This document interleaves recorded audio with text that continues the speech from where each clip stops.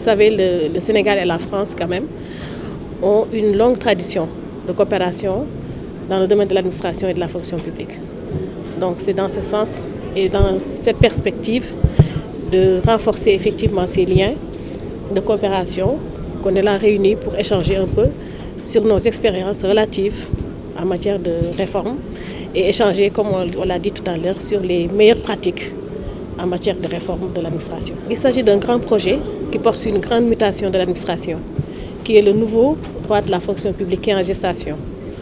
Donc, de part et d'autre, en échangeant effectivement sur ces différentes pratiques, nous allons mettre en avant ce projet-là, échanger effectivement par rapport à l'expérience française, qui est quand même une référence en matière de réforme, échanger sur les pratiques innovantes, l'approche méthodologique, et nous également nous inspirer en fait de ces modèles-là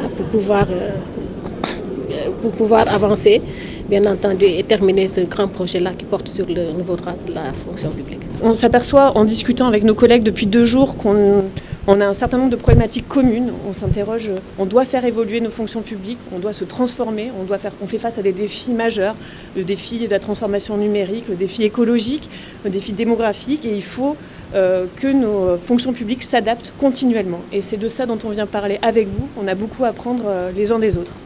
Aujourd'hui, on va parler des réformes. On va vous expliquer, nous, en France, comment on s'est structuré pour faire face à ces grands enjeux globaux. Et on va, au travers de l'exemple de l'INSP, de la réforme de la haute fonction publique en France, pouvoir vous expliquer comment on accompagne aujourd'hui les hauts fonctionnaires pour faire face à ces défis. Et la Direction générale des finances publiques va pouvoir vous expliquer comment elle a mis en place un système pour être plus près des usagers et pour être plus près du public.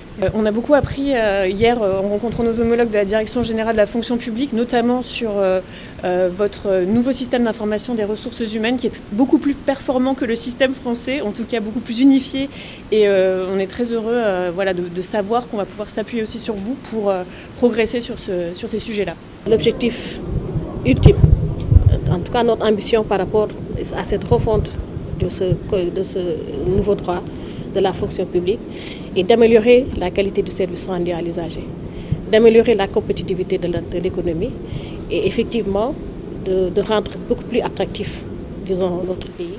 Le volet formation est un des leviers quand même, disons, de cette réforme.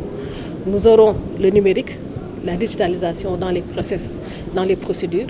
Nous aurons la simplification des procédures et bien au-delà, c'est-à-dire on aura cette dualité qui consiste à, disons, asseoir la performance des agents qui sont chargés de délivrer des services, mais également aller vers la qualité des services qui s'adresse directement cette fois-ci aux citoyens.